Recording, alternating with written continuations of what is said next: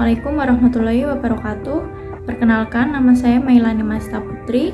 Di sini saya akan menjelaskan beberapa analisis dari produk Indomie. Yang pertama, ada analisis aspek perubahan di era normal baru. Pertama, dari segi sains dan teknologi, terjadi kemajuan signifikan dalam teknologi pengawetan makanan. Ini memberikan peluang bagi Indomie untuk meningkatkan umur simpan produk tanpa mengorbankan kualitas dan rasa. Yang kedua, dari aspek politik dan hukum. Perubahan kebijakan ekspor-impor menjadi salah satu faktor penting. Indomie harus terus memantau dan menyesuaikan diri dengan peraturan internasional dan domestik yang mempengaruhi distribusi produk Indomie di pasar global. Yang ketiga, ada dari sisi bisnis dan ekonomi. Indomie menghadapi tantangan kenaikan biaya bahan baku dan inflasi yang meningkat. Oleh karena itu, Indomie akan fokus pada efisiensi operasional untuk menjaga daya saing harga di pasar. Yang keempat, ada dari sosial dan budaya. Ada peningkatan permintaan makanan siap saji, terutama selama pandemi.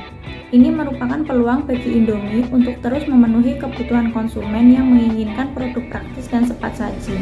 Terakhir, dari aspek industri dan pasar.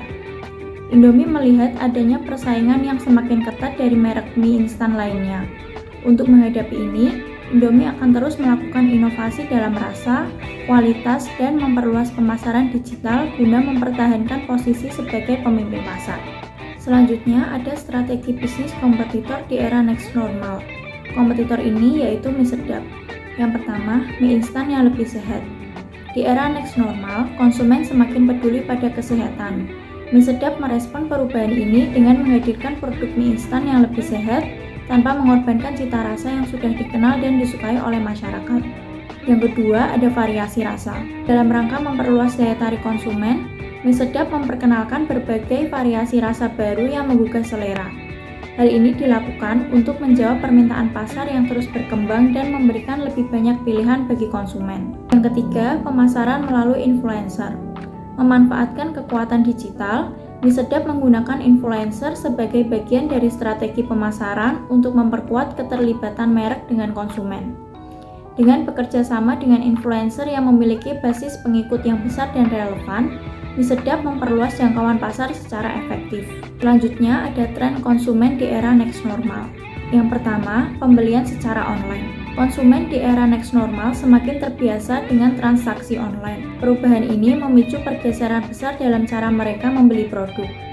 Dengan platform e-commerce menjadi pilihan utama karena kenyamanan, keamanan, dan fleksibilitas yang ditawarkan. Yang kedua, produk hemat biaya, tahan lama di dapur, dan ramah lingkungan. Konsumen kini lebih selektif dalam memilih produk. Mereka cenderung mencari produk yang hemat biaya, dapat bertahan lama di dapur, serta memiliki dampak positif pada lingkungan. Preferensi ini muncul seiring dengan meningkatnya kesadaran akan keberlanjutan dan kebutuhan untuk menghemat pengeluaran rumah tangga. Yang ketiga, ada ketertarikan pada inovasi rasa.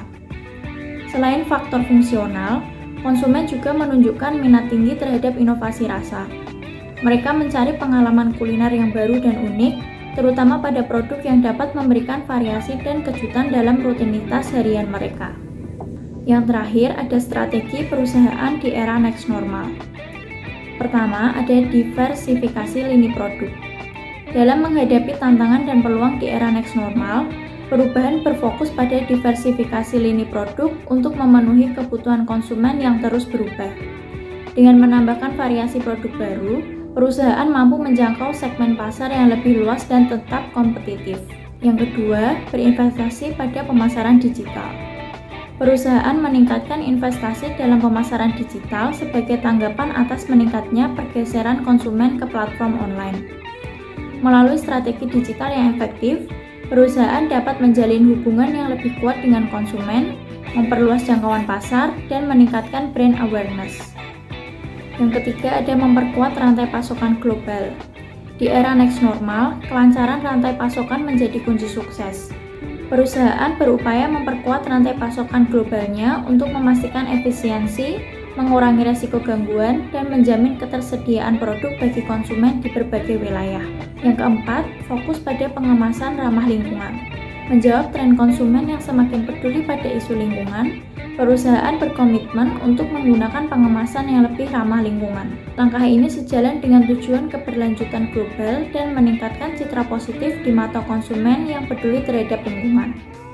Dan yang terakhir, yang kelima, ada ekspansi ke pasar geografis baru.